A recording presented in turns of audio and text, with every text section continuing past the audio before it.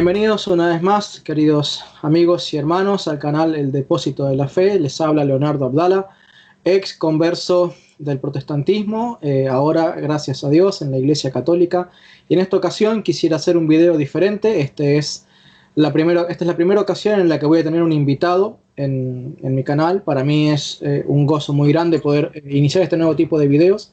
Nos acompaña en esta ocasión el padre Federico Hayton, quien es misionero en distintos países del mundo. Ya le vamos a dejar lugar para que él nos dé detalles sobre eso.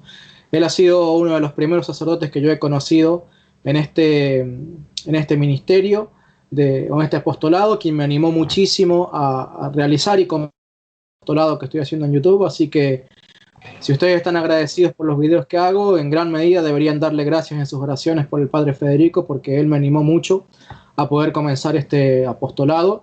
Y él ha sido un ejemplo de valor para mí por las muchas cosas que yo he sabido que él ha tenido que padecer y enfrentar a diario en su labor misionera, por lo cual también me ha dado valor en su ejemplo para poder enfrentar los desafíos que implica hacer este canal. Así que bueno, sin más dilación, padre, bienvenido al canal, le agradezco mucho su estancia con nosotros.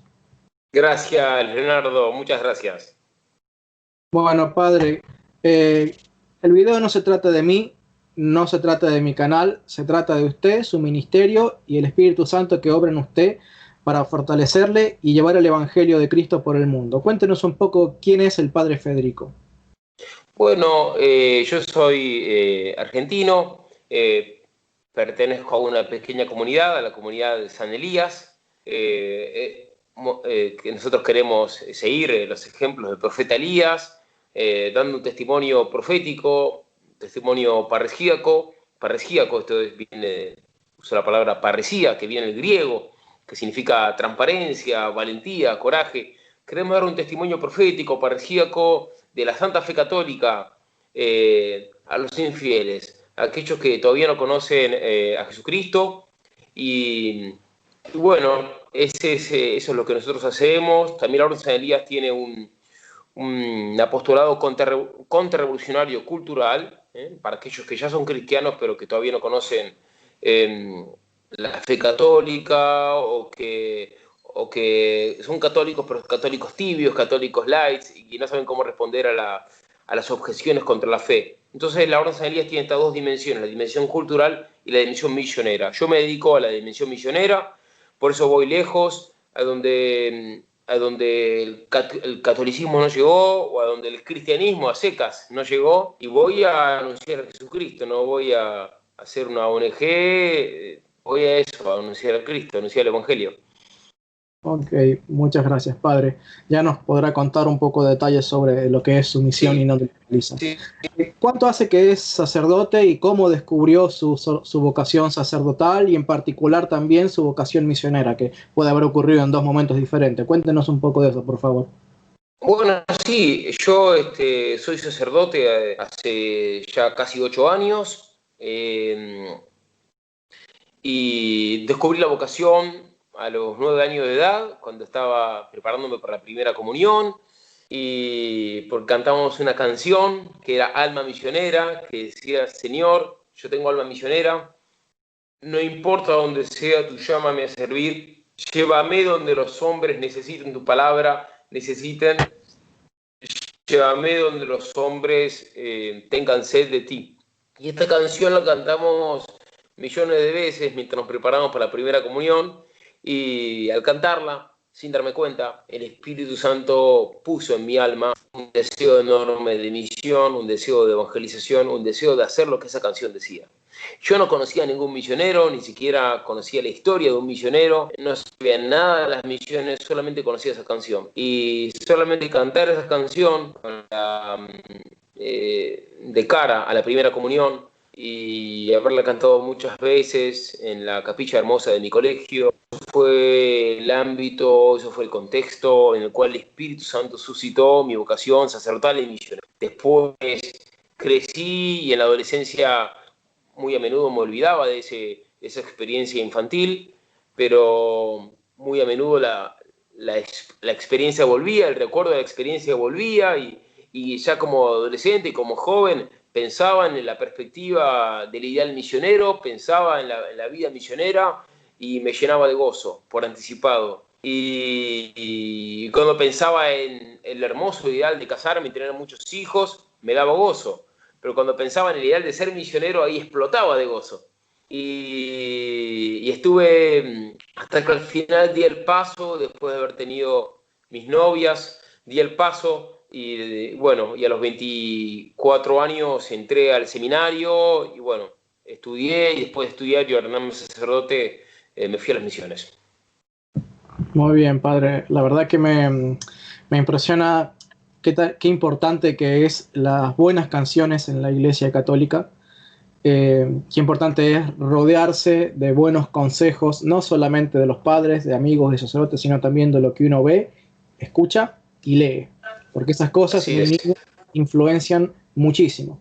Y tenemos un ejemplo viviente aquí con usted, entre los muchos, miles, millones que el Señor también ha utilizado. Bueno, padre, cuéntenos un poquito acerca de su misión. Más adelante, seguramente cuando edite el video le voy a pedir eh, fotos o videos de lo que usted hace, digamos, como para también mostrar un poquito el campo de batalla con el que usted tiene que Sí, enfrentarse cada día. Pero cuéntenos un poquito a qué se sí. dedica y dónde está realizando la misión.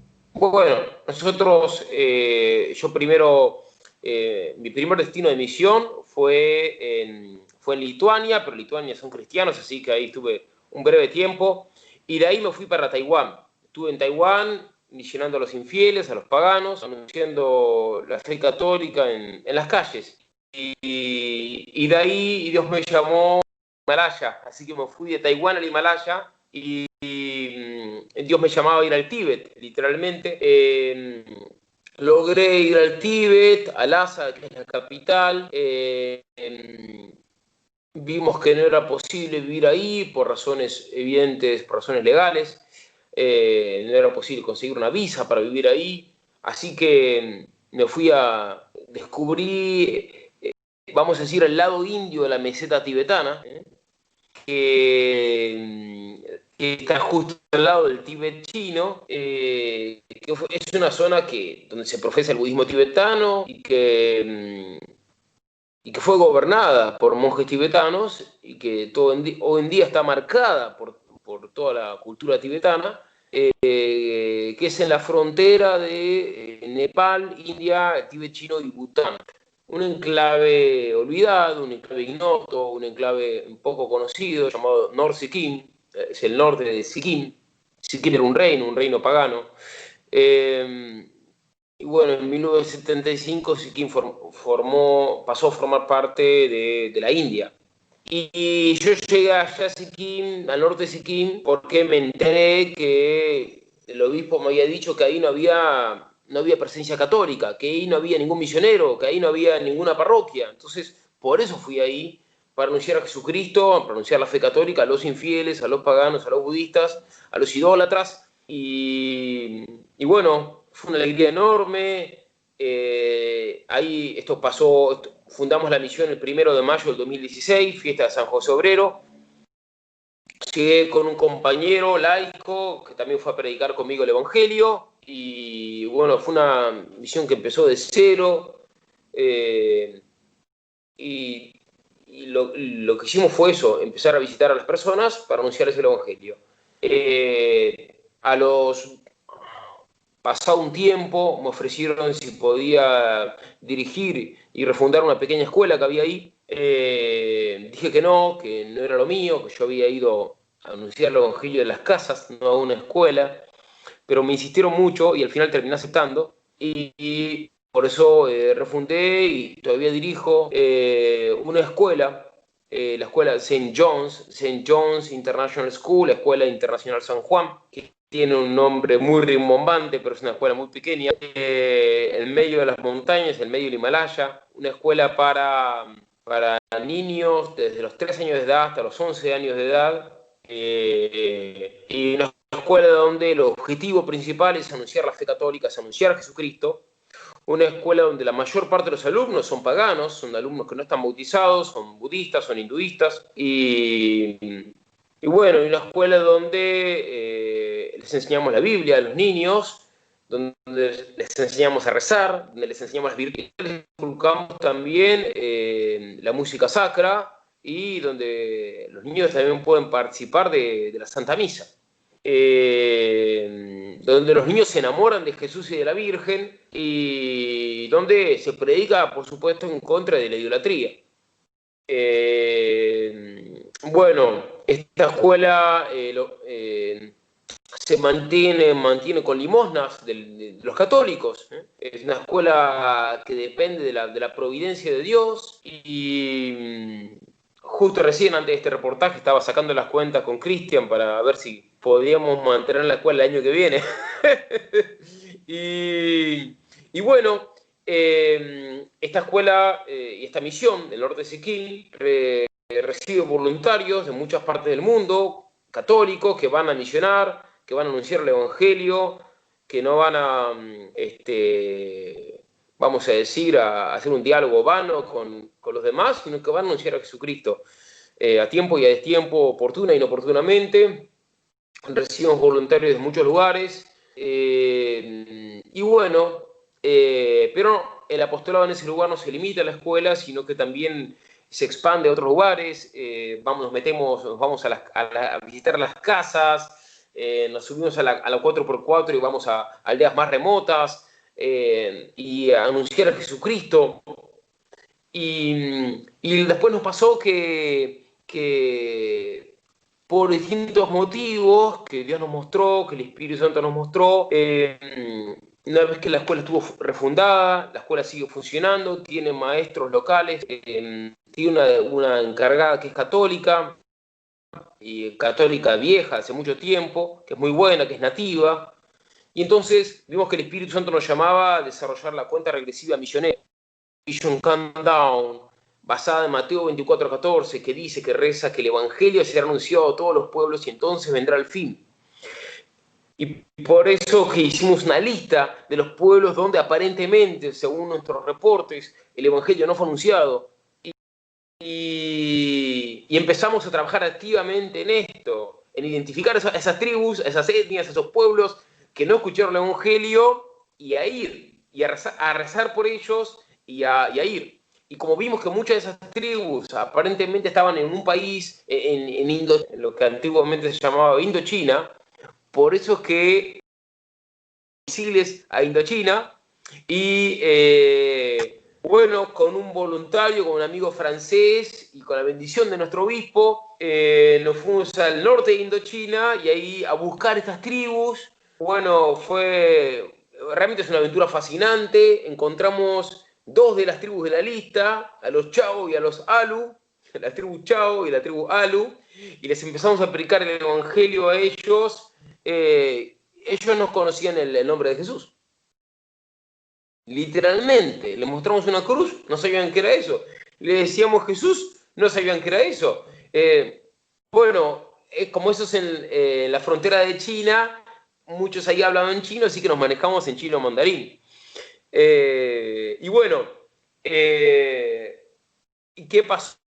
Pasó que una vez yo tenía que recibir unos jóvenes que querían discernir su vocación misionera, querían discernir su vocación sacerdotal, y los iba a recibir en el Himalaya, pero hubo una serie de problemas políticos que yo no los podía recibir en el Himalaya. Entonces digo, ¿dónde los recibo?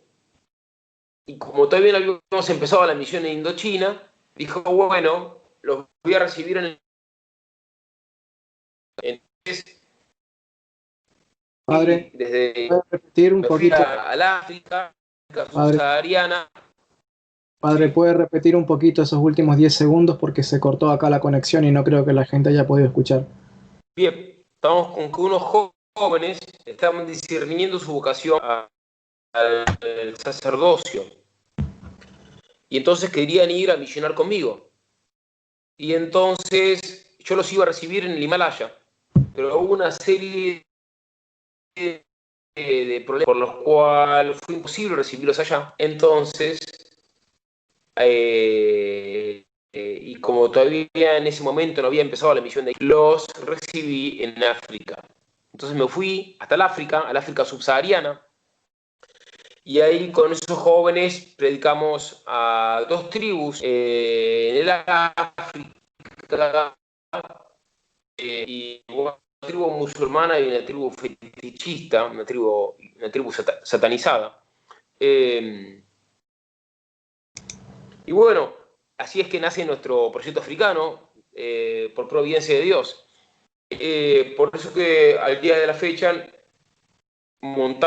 terminamos montando una plataforma misionera y que tiene el proyecto que se llama OGP, Omnes Gentes Project, el proyecto de todos los pueblos, el proyecto de todas las naciones, que tiene entonces una iniciativa apostólica abierta, un ministerio abierto en el norte de Sikkim, en el Himalaya, un ministerio abierto en el África subsahariana y un ministerio abierto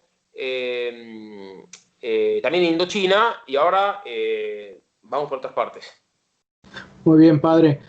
Vamos a ocupar un poco más de detalle del tiempo del video sobre el final, para poder hablar un poquito de ese aspecto, ese portal en internet que usted tiene y de esa misión. Sí. No sé si llamarle misión, organización, fundación misionera. Plataforma. No sé. Plataforma. Bueno, ya hablaremos más en detalle sobre esa plataforma, para que pueda explayarse un poco, contarnos cuáles son los desafíos y las necesidades, de manera que quien quiera pueda colaborar. Padre, una pregunta que tiene que ver con algo muy personal que me ocurrió a mí en mi proceso de conversión, porque 2 de mis mejores amigos que me acompañaron en el proceso de salir del dispensacionalismo para hacernos reformados, cuando yo les dije que yo iba un paso más allá de ellos y que retrocedí en el no hasta el siglo XIV, XIII, XII, sino hasta el siglo I, para creer la fe que abrazaban en el siglo I, es decir, la fe de la Iglesia Católica, ellos se me pusieron como locos. O sea, por el gran respeto que me tenían, nunca me agraviaron ni nada por el estilo, a diferencia de otros que sí directamente me maldijeron. Pero literalmente me maldijeron, me expulsaron de su casa, mal. El tema es que ellos siempre me decían esto: yo fui a un colegio católico y a mí nunca me predicaron el Evangelio. La Iglesia Católica no predica el Evangelio. Padre, ¿podría contestarles un poco a ellos? No a ellos, sino a los que piensan como ellos que la Iglesia no predica el Evangelio. ¿Qué hace la Iglesia para decir nosotros sí predicamos el Evangelio? ¿Cómo puedo responderle a un protestante para demostrarle, al margen de su caso particular, que la Iglesia Católica sí predica el Evangelio? Bueno, en primer lugar, desde tiempos inmemoriales, mejor dicho, desde hace 2000 años, la Iglesia, prácticamente desde sus comienzos, está dividida en diócesis, y cada diócesis está dividida en parroquias. Y en cada parroquia se celebra la Santa Misa todos los domingos. Y la misa tiene 2 partes. En la primera parte se lee el Evangelio y se lo predica, y se lo enseña, se lo explica. La segunda parte, la parte en la que, bueno, la transubstanciación y la comunión. Pero entonces, vamos a decir, el 50% de la liturgia dominical, el 50% de llamémosla, de la asamblea de oración dominical católica, desde que la Iglesia existe, es precisamente la lectura, la proclamación y la explicación de la misma palabra de Dios. La misma Iglesia está dividida en diócesis, la diócesis en parroquias, y el centro de la parroquia es precisamente la celebración de la misa, especialmente la misa dominical. Y el 50% de la misa dominical se dedica a la palabra de Dios. Entonces, todo gira en la Iglesia Católica alrededor de la misa, y el 50% de la misa es la palabra de Dios. Y el otro 50% de la misa es una aplicación, una obediencia estricta a uno de los puntos centrales de la palabra de Dios, que es precisamente el pedido entre el Señor Jesucristo de celebrar la última cena una y otra vez. Como dice el apóstol Pablo, ¿no? Él dice: cada vez que coméis del cuerpo de Cristo y bebéis de la sangre de Cristo, cada vez que participáis de los símbolos, dice, la muerte del Señor anunciáis. Y yo nunca entendí como evangélico por qué dice la muerte del Señor anunciaba.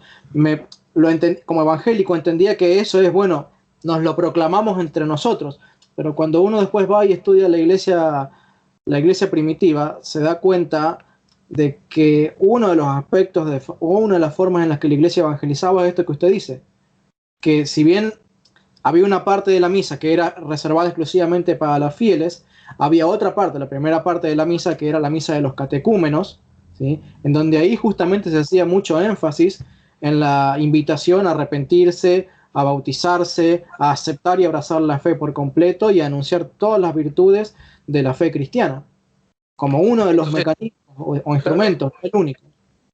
Entonces, en la Iglesia Católica todo se orienta a la misa. Y justamente, y la misa, como bien le decía, entonces dedica la mitad de la misa al Evangelio. Entonces, la Iglesia Católica es misa céntrica, el centro es la misa.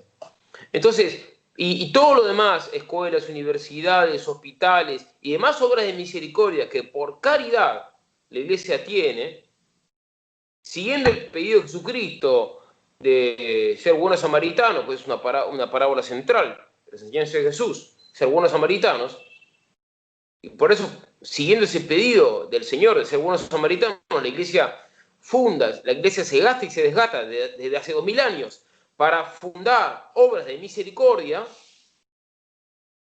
Entonces, todas esas obras de misericordia tienen como centro la misa.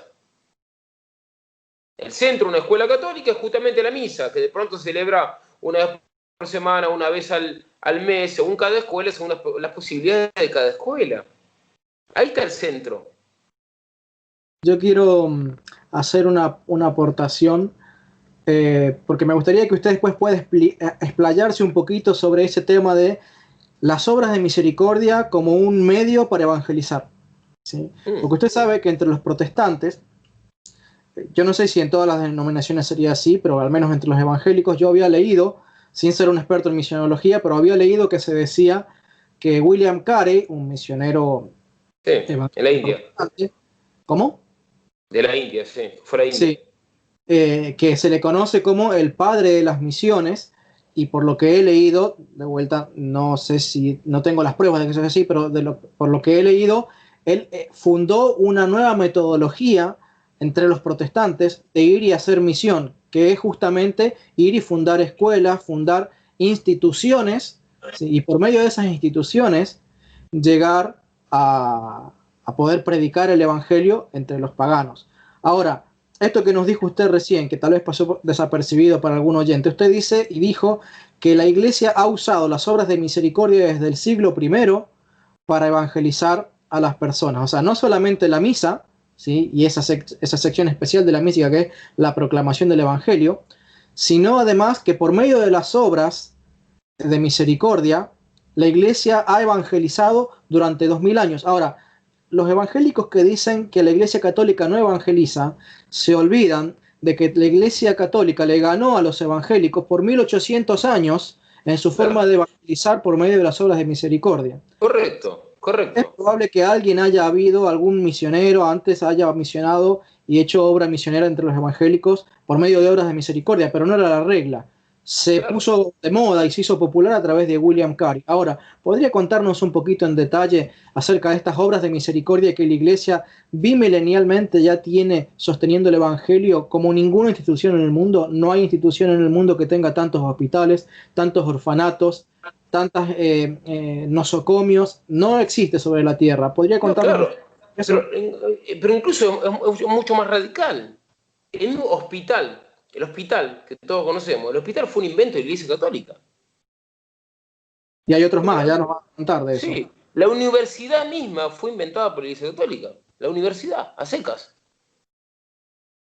Entonces, por eso se dice que la primera universidad de la historia es la Universidad de Salamanca. Entonces, las mismas escuelas, como las conocemos hoy, para niños, que todo el mundo manda a su hijo a la escuela, a nadie se le ocurre no mandar a su hijo a la escuela. El que no manda a su hijo a la escuela va preso. Bueno, ¿de dónde viene eso? Fue la Iglesia Católica la que inventó las escuelas primarias y secundarias. Padre, perdone mi pregunta, me voy a poner en la piel de un evangélico. ¿Y qué enseñaba la Universidad de Salamanca? ¿Qué producía la Universidad de Salamanca? ¿Matemáticos, astrónomos o teólogos? Bueno, justamente la Universidad de Salamanca generó una de las máximas escuelas de teología, que es precisamente la escuela de Salamanca. O sea, su Eh, propósito era enseñar el Evangelio en su máxima expresión. por supuesto, claro, ese era su principal propósito. De hecho, universidad, estrictamente hablando, una universidad que sea solamente de matemática o de física, no se le puede llamar estrictamente hablando universidad. ¿Por qué? Porque universidad viene de universal. De Entonces, católico. los únicos saberes propiamente universales son la filosofía y principalmente la teología. Entonces, para la cristiandad, para la sociedad católica, tradicionalmente,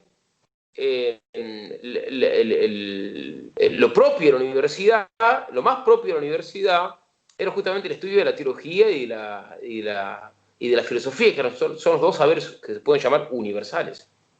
¿Y qué Todo podemos lo decir? demás, todo lo demás es secundario, o propedéutico, o preparatorio, o eso. ¿Y qué podemos decir, padre, de la fundación de hospitales? Yo recientemente he visto la película del padre San Pío de Pietrelcina y vi que él sobre el Sí. final de sus días fundó un hospital como una obra de misericordia y creo que no ha sido Correcto. el único. ¿Qué nos podría decir de el obrar de la caridad misionera por medio de hospitales? Bueno, el caso del Padre Pío es muy interesante, porque ¿cómo surge el hospital del Padre Pío? El Padre Pío se dedicaba exclusivamente a predicar a Jesucristo. Su modo de predicar era en la confesión y en la dirección espiritual, era uno a uno. Cuando iban las almas a confesarse o hacer dirección espiritual con él, y él les predicaba uno a uno el Evangelio. Un trabajo de hormiga, digamos. ¿Y qué pasó? Que era un santo, un místico, tremendo místico, lleno de, que hacía muchísimos milagros. Dios, el Espíritu Santo lo bendijo con gracias extraordinarias, muy extraordinarias. Tenía todos los fenómenos místicos clasificados y los no clasificados. Es tremendo, es tremendo. Claro, naturalmente y sobrenaturalmente, el pueblo de Dios, por gratitud, le daba limosnas. Y el santo no se guardaba las limosnas para él mismo. Era un santo pobre, él quería vivir pobremente, ejemplo de Cristo que fue pobre. Pero para el catolicismo, la pobreza abrazada voluntariamente es gracia, no es desgracia, como para muchos protestantes. Tal cual. Entonces, que le dieron un montón de limosna, ¿qué hizo con esa limosna? Con toda esa limosna fundó un hospital para los pobres, para atender a los pobres. Y por supuesto, aquel que entra a su hospital, en un hospital fundado por semejante místico, por semejante santo, es imposible entrar a ese hospital es muy difícil entrar a ese hospital sin pensar en Dios, porque fue fundado por semejante santo. Eh, Después, bueno, está el caso muy reciente, la Madre Teresa de Calcuta, que dedicó toda su vida a atender a los más pobres en lugares realmente miserables. Y bueno, muchos de esos ciertamente fueron bautizados en un contexto que es muy, pero muy duro. Usted sabe, padre, la madre de Teresa de Calcuta era la católica, probablemente la única católica que yo no podía imprecar de entre los católicos. No podía. Era un enigma, digo, ¿cómo se puede ser tan santo? ¿Cómo se puede ser tan entregado y consagrado a Cristo y ser considerado un idólatra que se va al infierno? Yo me decía en la cabeza, sí, teológicamente esa persona está equivocada, pero no conozco ningún evangélico que tenga ni la quinta parte del corazón que tiene esa mujer. Claro, No me entraba en la cabeza cómo puede ser que un católico pudiera ser tan lleno de la gracia de Cristo y claro, sin embargo ser católico. Digo, acá hay claro, algo que no me cierran los números, claro, no están los papeles de un evangélico. claro. Muy Hay otro iluso. caso muy interesante. Hay otro caso muy interesante en tierra hispanoamericana, que es el caso de San Pedro Claver. San Pedro Claver, él se autotitulaba el esclavo de los esclavos.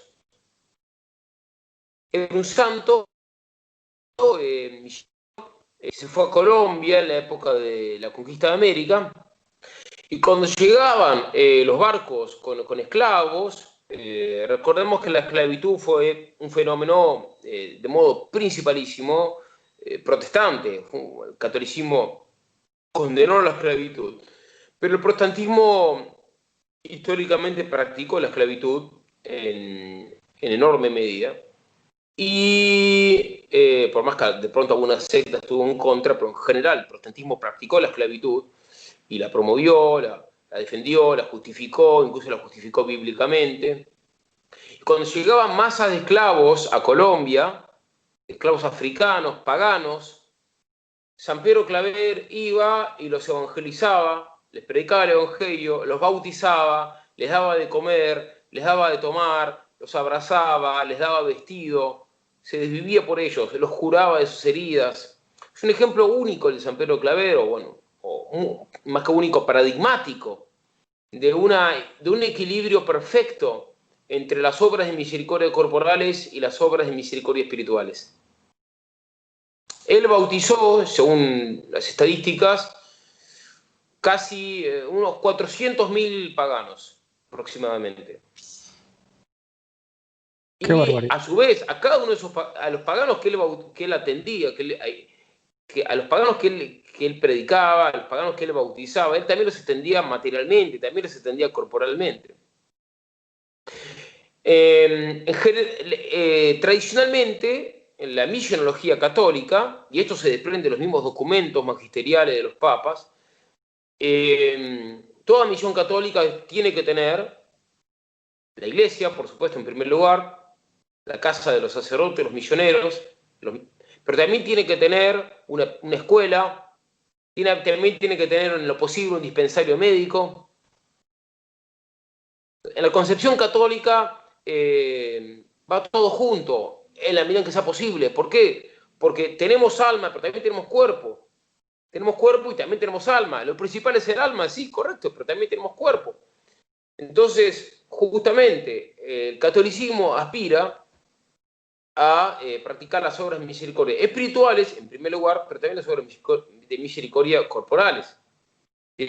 Pretender que el cristianismo solamente tiene que predicar el evangelio y no ocuparse del bien corporal del prójimo es un reduccionismo del evangelio, es un angelismo cristiano. ¿Me explico o no?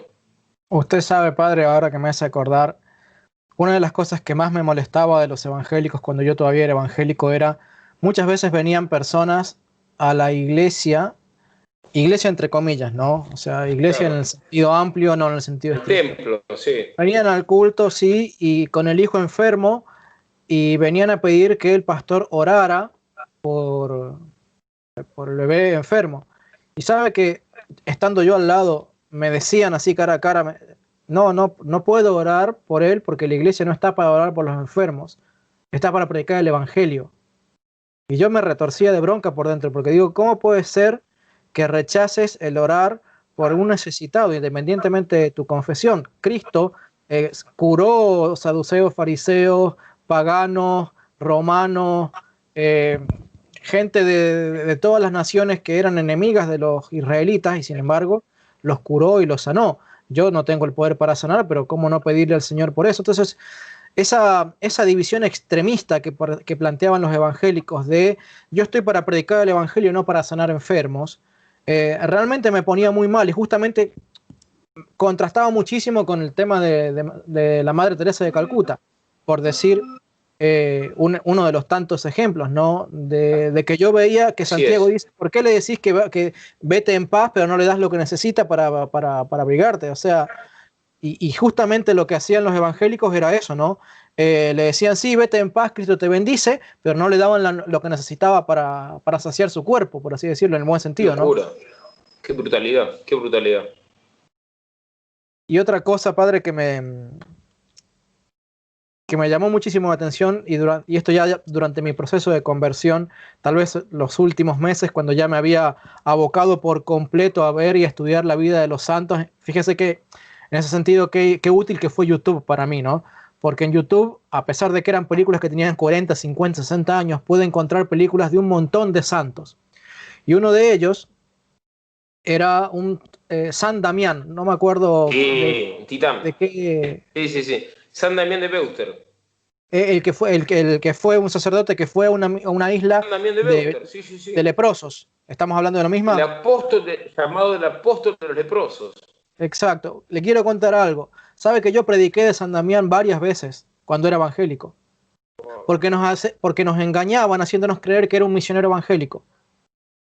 Y No. no, sí, sí, sí, esa cara puse yo cuando yo me di cuenta que era católico, pero nosotros lo predicábamos como un gran ejemplo de entrega a Cristo, un gran ejemplo de amor por Cristo, alguien que renunció a todo miedo, a todo temor, a toda posición para ir y meterse entre lo más abandonado del mundo, en una época, en una isla donde eran prisioneros, prisioneros y abandonados los leprosos, y estuvo años y años y años sirviendo sin contagiarse, hasta que un día se dio cuenta que había contraído la lepra cuando se le cayó una pava de agua hirviendo, y no le dolió. Se le cayó el agua de una pava hirviendo sobre el pie y no le dolió. Y en ese instante este misionero se dio cuenta de que tenía lepra. Eso es un misionero para Cristo, decíamos nosotros. Ese es un hombre que tiene valor. Esos son los que aman a Cristo de verdad. Y yo, después de haber proclamado durante años y en varios sermones eso como evangélico, imagínate mi reacción cuando veo que ese misionero que yo admiraba era católico. ¿Cómo puede un evangélico decirme que los misioneros católicos no predican el evangelio cuando yo los admiraba sin ningún tipo de prejuicio porque no sabía que eran católicos? Impresionante. Impresionante. Y como eso debe haber más. Qué estafa tremenda de decir que un católico, un santo católico era hereje. Qué locura. Tremendo, padre. Tremendo. Y yo he oído hablar, y esto es algo que ya tiene un poquito más de relación con el contenido habitual del canal.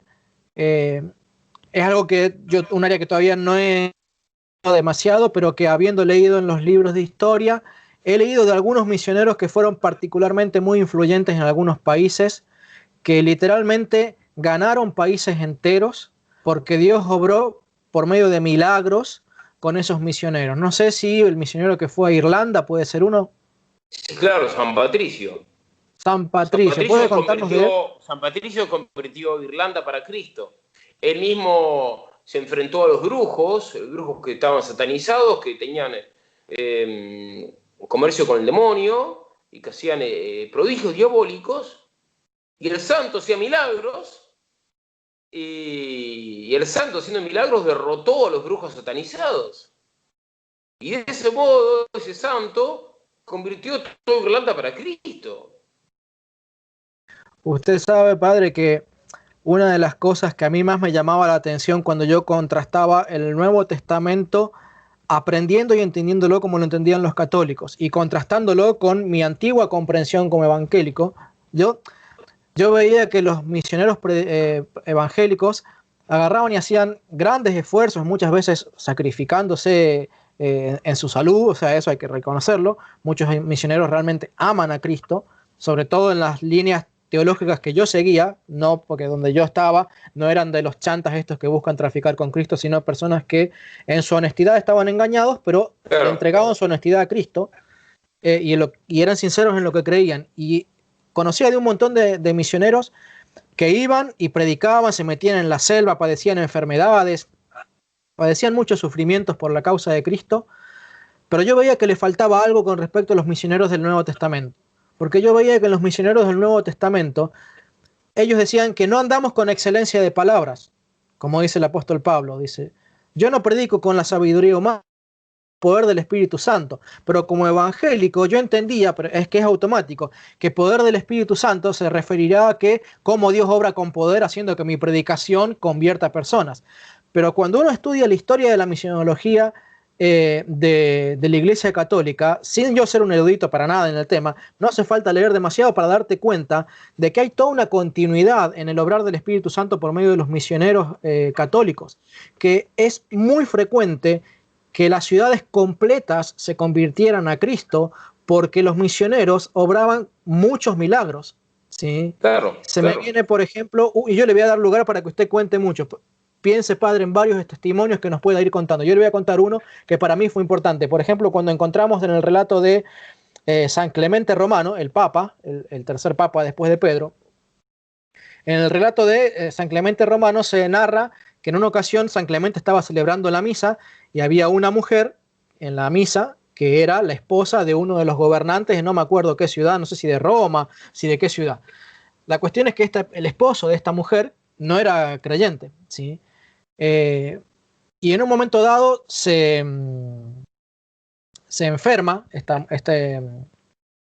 se enferma de casi, no sé si de muerte, pero se queda ciego esta persona, y entre idas y venidas hay muchos milagros que ocurren en el medio, obrados por el Papa San Clemente Romano, y luego el Papa San Clemente Romano le devuelve la vista a, al esposo de esta creyente, y esta persona se convierte y logra que se convierta la ciudad entera, ¿sí?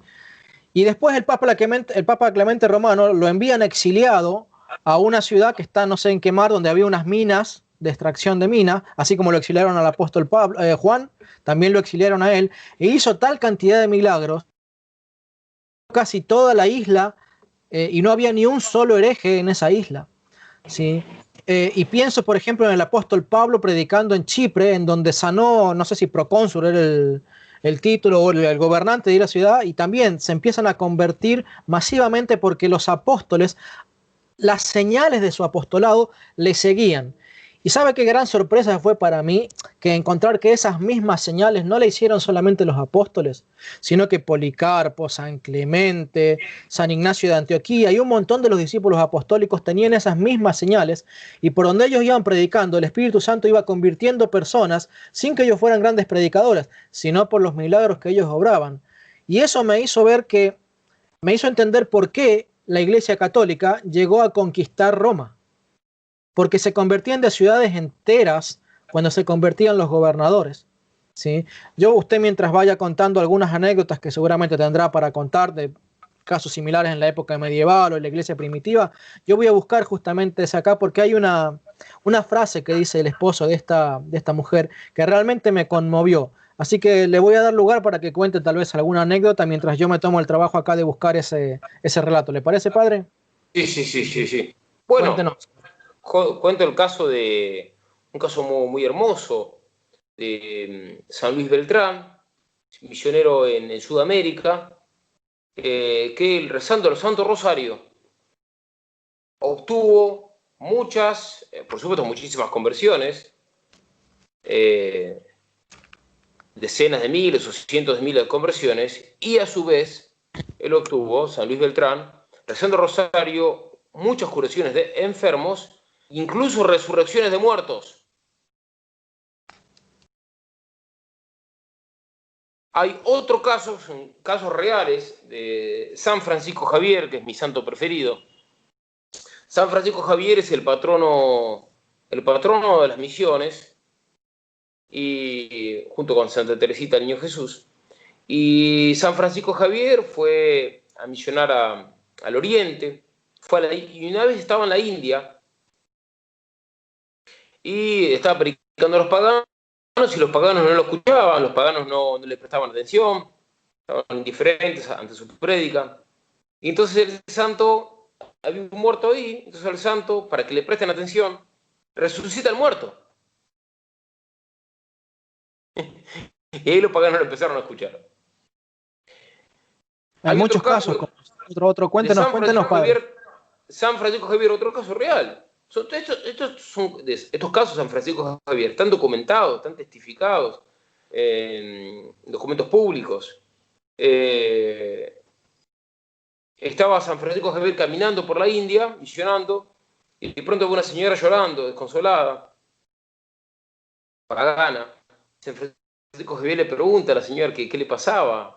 Y la señora le dijo que su hijo había muerto hacía 3 o 4 días. San Francisco Javier resucitó al hijo muerto, que había muerto hacía 3 o 4 días.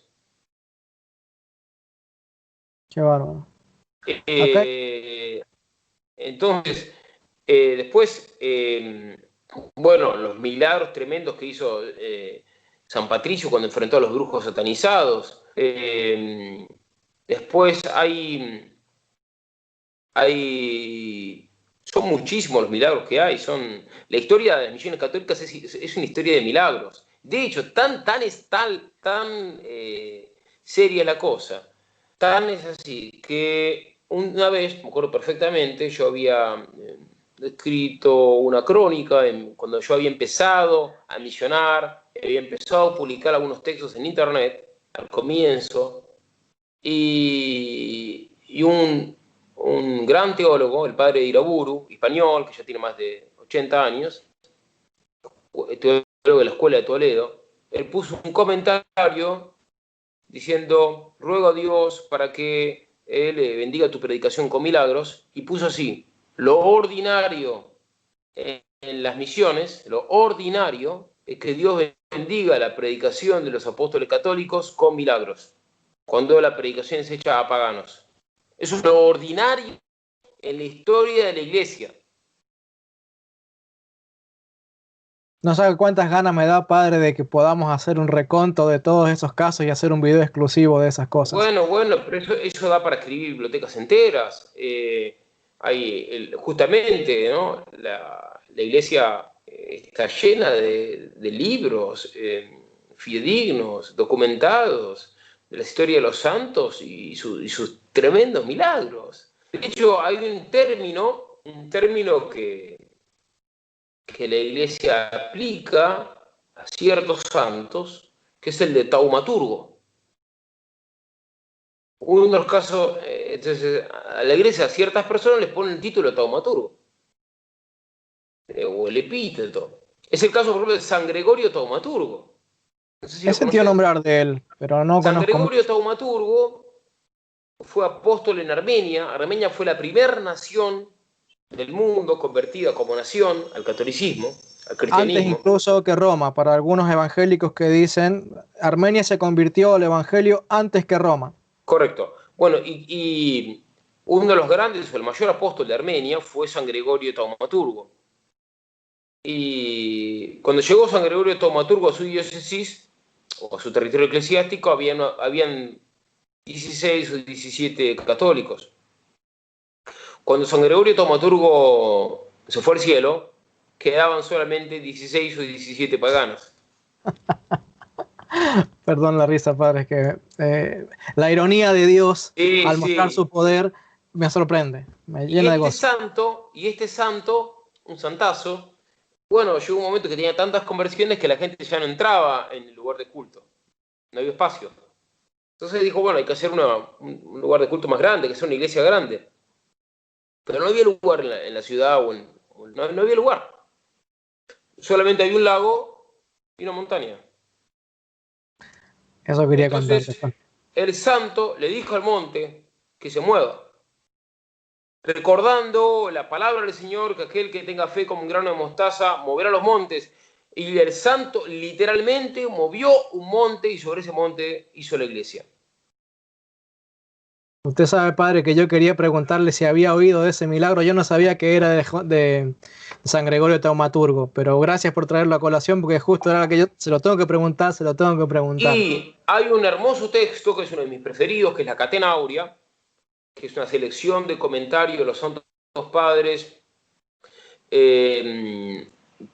hecha por Santo Tomás de Aquino, por pedido del Papa, comentarios de los santos padres a todos y cada uno de los versículos del Evangelio, de los 4 Evangelios, y cuando comentan los santos padres en la Catena Aurea el pasaje de las montañas, que se pueden mover montañas, San Juan Crisóstomo dice que se dice que los apóstoles literalmente movieron montañas. No conozco ese texto, pero bueno, si después tal vez en privado le pueda preguntar a ver si me puede ayudar a encontrarlo, porque sería interesantísimo encontrarlo. Sí, claro. Otro caso que es muy, muy, muy interesante de las misiones, caso fascinante, ese es, cuando España descubrió América, y América estaba sumida en el canibalismo, en la idolatría, en los sacrificios humanos, en la esclavitud, en las guerras intestinas. Unas tribus dominaban a otras, los indígenas muy a menudo estaban desnudos, Bien, y en este escenario infernal, macabro, de la América precolombina, que no era ningún paraíso como pretenden los indigenistas, España, de pura heroica, con la gracia de Dios, en solo 100 años convirtió a un continente caníbal, satanizado, que practicaba sacrificios humanos, lo convirtió al cristianismo, lo convirtió a la fe católica en solo 100 años. Un continente entero. No hay antecedente en toda la historia de semejante epopeya misionera. ¿Sabe cuánto Es tarda? la máxima epopeya misionera de toda la historia. Y los evangélicos que se jactan de que hay misioneros que en un año y hay misioneros que sufren porque en un año convirtieron 3 o 4 personas y la Iglesia Católica convirtió a todo un continente en 100 años. Padre, en 100 años. Es asombroso todo esto y yo creo que, como habíamos acordado al principio del video, para que no se nos haga muy largo, lo vamos a dividir en dos al video y vamos a continuar este relato de la conversión de América y de otros continentes y de los desafíos que tiene la iglesia misionera contemporánea. Queridos hermanos, nuestro hermano Federico Hayton tiene un compromiso con su obra misionera en este momento, así que él debe abandonarnos. Vamos a continuar con este video hablando de la misionología en la iglesia primitiva, la misionología en la iglesia medieval y esto que es tan importante y tan interesante como es la conquista del evangelio en el continente americano, africano, tal vez en la zona de Medio Oriente e incluso en la zona de China y esas regiones que están siendo trabajadas hoy por nuestro amado hermano. Queremos pedirle, Padre, que quede comprometido para una próxima entrega que esperamos hacerla en breve. Y por lo pronto, si nos puede despedir con su bendición. Sí. El Señor esté con vosotros. Y con tu espíritu.